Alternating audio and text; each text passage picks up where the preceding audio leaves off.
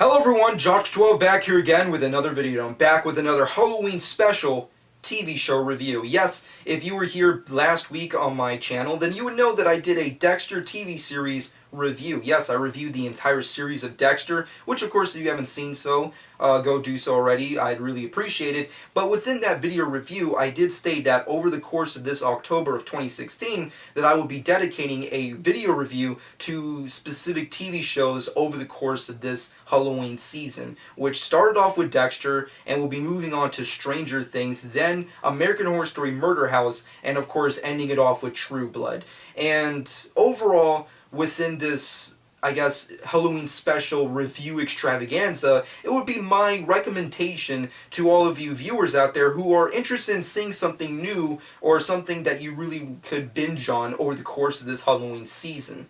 And that's pretty much what I've done. And I've already done my review for Dexter, and it's time to move on to Stranger Things. Yes, Stranger Things. And of course, if you've not seen it, please go check it out because this review will contain spoilers. But that being said, let's get into everything Stranger Things. Now, Stranger Things is a Netflix original series that was created, produced, written, and directed by the Duffer Brothers with Shawn Levy and stars Winona Ryder, David Arbor, Finn Wolfhard, Millie Bobby Brown, and of course Matthew Modine. And overall, the story of Stranger Things is essentially a throwback, homage, and tribute to an amalgamation of various other pop culture 80s genre films. And essentially the story and plot is a group of children who are off on an adventure to find their missing friend who has been abducted by some form of creature that has escaped a science laboratory and essentially come across a child with telekinetic superpowers, and they join forces to discover the truth behind the child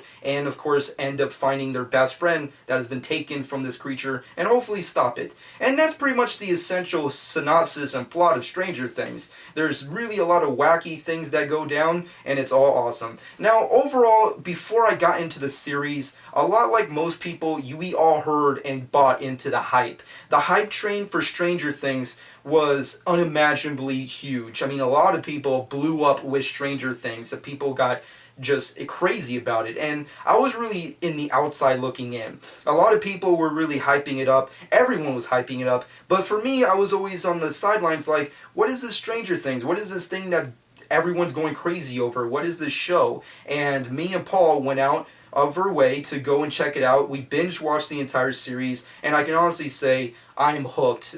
By episode 1, not even by the end of it, I was pretty much hooked on this series. It was so engaging and was so beautifully written, created, and directed by the Duffer Brothers. I mean, I'm just saying, with characters and a story that's capable of referencing and popping out stuff like John Carpenter's The Thing and Star Wars, you already have me on your book as a friend and a watcher. That's just going to happen. But with that being said, let's get into my major positives. My major positives has to be the hardcore cast. The cast and crew were phenomenal, specifically the main kids. Now, the main kids are, of course, the main focal point of the series. They're pretty much the POV characters we follow over the course of the 8-episode season. And in my personal opinion, I really am iffy when it comes to child actors. I don't know about anybody else, but in my subjective opinion, I have a very skewed line and opinion when it comes to child actors. I feel like Hollywood has a weird way of using them with projects, and I really find it odd to watch them as they grow outside of Hollywood, and they get just completely cranked and destroyed over the course of the Hollywood movie train and machine that it has been built on for decades. And it's always sad to really see them grow up and become wackadoos, and it's just very weird to see how people can really misuse them behind and in front of the camera. So when I heard that Stranger Things would be mostly about kids and their following, I really was skeptical and really didn't understand like where they could go with it. But after watching it, these are probably hands down the best child actors working in the industry today. We have seen over the course of the last decade a lot of hardcore amazing child actors. These kids blow them all out of the water, especially Millie Bobby Brown, who plays the character of Eleven. Now, overall, the kids are pretty great, but all the other actors are pretty good too. Winona Ryder is amazing to watch as this grieving mother who's trying to find her child, and this was really her breakthrough role. I mean, like, for a lot of years out there, a lot of time has passed where people have kind of forgotten or not given a shit about Winona Ryder because of her antics outside of film. And when Stranger Things came along, this was really her way of getting back in the limelight and destroying, and that's what she does. Overall, I did like a lot of the female characters with the exception of Eleven. I had various divisive opinions on it. I felt like Winona Ryder at first was very overreacting. Not really overreacting, but more or less what I like to say, overacting. I feel like she was trying a little too hard, but over the course of the season she gets fleshed out a lot like a lot of the characters, especially the kids, and you really fall in love with her character. Winona Ryder's amazing, and she kills it, along with most other actresses within the show. Nancy, the character who plays the actress who plays Nancy, is pretty phenomenal as well. Her character also goes through various stages of development, although her character is really the most divisive for me. If Winona Ryder could win me over, I'm pretty sure most of the female cast can do the same, but she really doesn't go all the way with me in my personal opinion. I feel like her character really has points where she can really change and become something different, and then she just reverts back to what she was doing in the first episode. And I feel like that really wasn't the vibe I really wanted out of the character of Nancy. And that has a lot to do with her boyfriend character, because in the storyline of Stranger Things, we're following two specific POV stories, which is the kid who's gone and the main core cast trying to find him. And then on top of that, you have the relationship triangle between the character of Jonathan,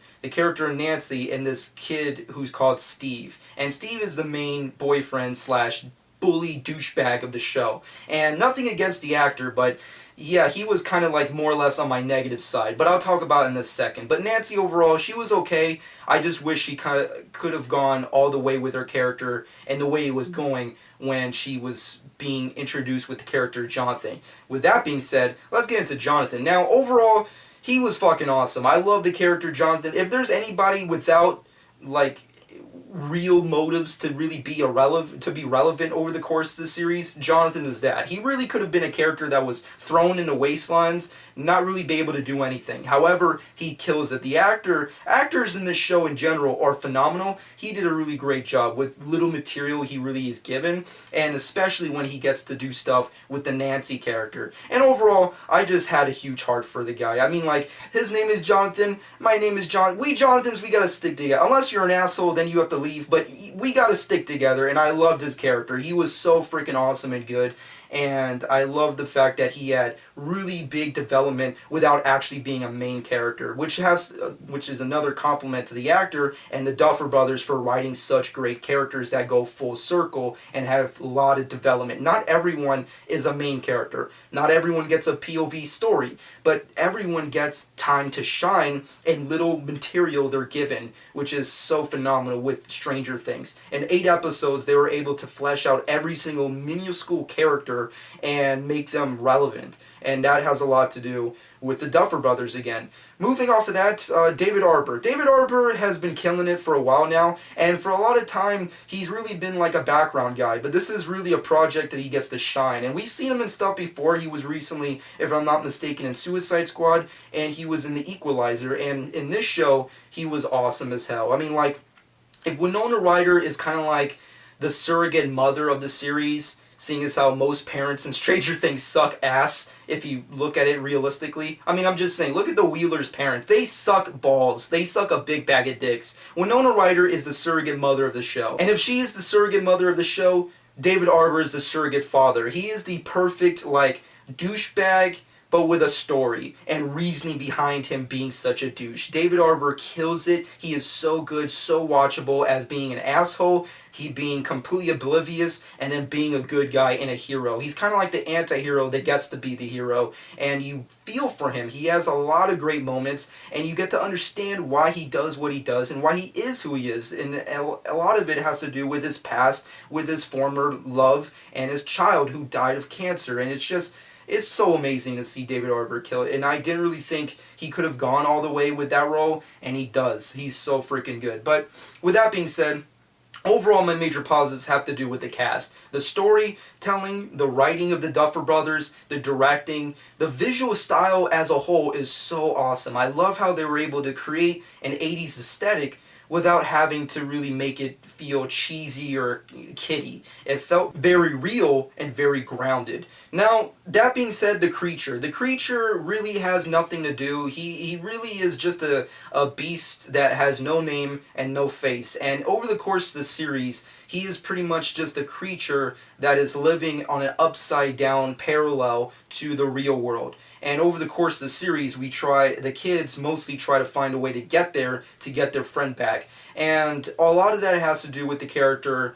of Eleven. Eleven is the real big character of the show. The character and the actress have been blowing up and is the main topic of debate and discussion over the course of the series outside of the show and with fan bases. And Millie Bobby Brown kills it. She is such a great actress. If she keeps her freaking talent the way it's been going and her fame rolling the way it's going, I really feel like she can top and be better than any other actress older and above. I mean, like, she is pretty much topping anybody, and it's just great to see that. The cast, there's so many things you can say, and I can just go in a full circle just rambling about it, but the cast is really where it's at. Now, after binge watching the entire series in one day, I can honestly say that there's very little things that piss me off about the show. There's not really anything that really I can say is a negative, unless it's a nitpick.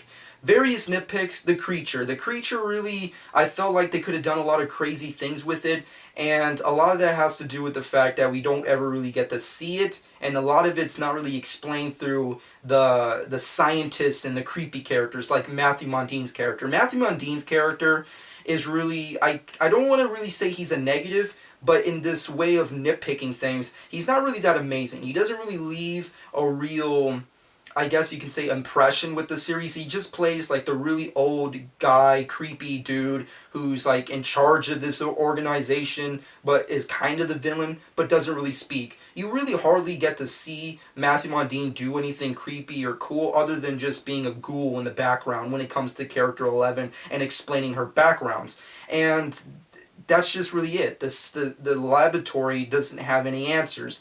The scientists aren't really named. The creature doesn't have a name. We don't really know anything about it, and it's just kind of frustrating to know that there's just this gaping hole of knowledge that none of us really know. And moving off of that, there's not really anything else I can say. Maybe the visual effects is kind of a nitpick to an extent. Granted, it's Netflix. It's like a TV show budget. They're not going to have the kind of budgets that people can do in the movies, but over the course of the series, the creature and certain aspects when it comes to the CGI department didn't really look on par with a lot of things that happened within the show. The show was great and it looked awesome, and they did a great job aesthetically performing an 80s montage. I mean, it looked great. The actors looked good and the backgrounds looked good. The prop department did a phenomenal job recreating an era. However, the creature, his various, I guess, creepy backgrounds really didn't look that great to me. There wasn't really anything creepy or scary about it. It was very intriguing and interesting, but other than that, it just looked kind of cheesy and fake to me. And a lot of that really just, I wish, can be fixed, hopefully with season 2, if they ever get to do any more creepier things, which I'm sure they will. And of course, moving off that, if there's any other major negatives, once again goes back to the characters of Nancy and Steve. Steve's character, I really didn't care for. He's kind of like, once again, no offense to the actor, but his character kind of has like a weird James Spader thing, except if James Spader was kind of a good guy at the end of his shitty movies, that's kind of like where I can see him being. I mean, like, no offense to James Spader, but he's really good at being the classic 80s douchebag villain guy in high school, and that's what Steve's character is. He's basically James Spader, or any bad guy from the Karate Kid movies. That's basically what he is. He's the classic, like, douchebag white guy in every 80s high school movie. Although I will give the Duffer Brothers credit, once again, they're phenomenal writers. They were able to actually make you somewhat care about the character. However, even after every good thing he does in the show, I still don't understand why he still continues to be a part of the main crew. It just didn't make any sense to me. you know, and a lot of that has to do with the Nancy character choosing over the Jonathan character. And I don't know, I don't want to go full circle talking and rambling about those characters, but it's just kind of weird to see them revert back to the way they were in the first episode instead of learning from their mistakes through the course of these series. But it is what it is. There's not really anything else I can say is a negative over Stranger Things. There was really very little things that really pissed me off, aggravated, or I can consider to be very negative aspects about the show, because even the things that I don't like are beautifully written. Even the characters I don't completely love and or divisive over do have development and are encouraged to have more development in future storytelling. So at the end of the day, Stranger Things is an A+ with a home run. It is such a great series. It's so rare to see a show that is so consistent in its quality and its storytelling and its capabilities of making every character relevant and important, and also giving them all development and full circle stories. It's so good to see that kind of stuff go down, and that once again goes back to the Duffer Brothers for doing such a great job with the show. And as it stands, I just love the 80s. I love the 80s references. I love this retro feel. I mean, Stranger Things basically, as referenced in the beginning of this review, is an amalgamation of everything awesome. It's basically, Stranger Things is essentially, to exemplify it, is the Goonie kids with some form of Steven Spielberg monster friend on an adventure through some kind of weird retro composed score by John Carpenter, with a weird science fiction-y Cronenberg story wrapped with a big red, I guess you could say, ribbon by Stephen King. That's essentially what Stranger Things is. It is awesome, it is badass, and it deserves all the acclaim and hype that it's gathered over the course of when it was released till now. And I can't wait for Season 2. And yes, Season 2 has been confirmed, and I definitely can't wait to see that shit. But with that being said and done, Stranger Things, Netflix's Stranger Things. My final verdict for Stranger Things, I feel like it deserves everything it gets.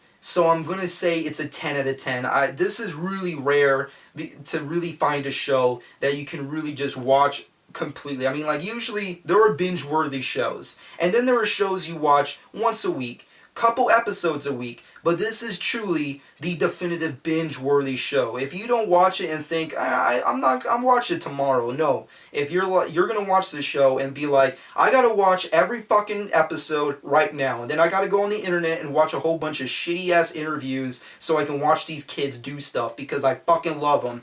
The kids are awesome. Please, Hollywood, don't ruin them until they grow up and become wackadoos and just start annoying us on Twitter or whatever future social network is developed in the future. Just please don't do that, because these kids are awesome. I love them to death, and I love this show to death. Season 2 is coming. Can't wait to check it out. But with that being said and done, that's been my final verdict for Stranger Things. It's a 10 out of 10 and completely a recommendation and binge-worthy show for you this Halloween season. With that being said and done, moving off of that, my next show to review will be American Horror Story Murder House. So if you want to see me talk all things Tate and all things crazy and murderous and gimpy and I guess you can say submissive, then check out my review for Murder House, because it's going to get wacky and crazy, seeing as how we're getting closer to Halloween. But with that being said, and I hope you enjoyed my review for Stranger Things. Comment below and let me know what your personal thoughts are over the course of this review and the show itself. Comment below. Let me know what you personally think. Shameless plug time. Follow me on Twitter and Instagram at Jock12. Subscribe to my channel if you've not done so already. And hope you guys enjoyed. And this has been Jock12.